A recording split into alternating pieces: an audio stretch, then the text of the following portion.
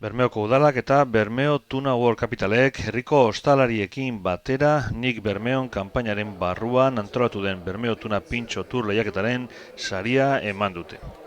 Herritarren iritziak ezagutu ostean, beti ondo taberna izan da lehiaketaren irabazlea. Beste alde batetik, lehiaketa honetan iritzia emanez parte hartu zuten pertsona guztiek kontserben 3 loteren zozketan sartu ziren eta sari banaketa ekitaldi honetan eman zaie ere euren saria irabazlei. Zozketako irabazleak Jonander Itxa, Roberto Erro eta Iñaki Luzarraga izan dira. Bestalde, Bermeoko udalak eta Bermeo Tuna World Capitalek Urremendi Landagarapen elkartearekin batera Nik Bermeon kanpainaren barruan garatu den Bermeoko hilabete gastronomikoak egitasmoaren bigarren shoukukina izan da udalazokan.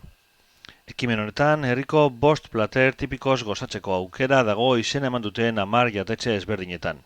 Almiketxu erretegia, Artxa, Bengoetxe erretegia, Kanon etxea, Kafean txokia, Kaialde, San Pedro erretegia, Kasinoa eta Tokialai. Hilabete bakoitzean egaluzea oinarrizko duen plater tipiko bat proposatzen da eta 10 jatetxeek euren ukitu propioa ematen diote bezeroek disfrutatu dezaten.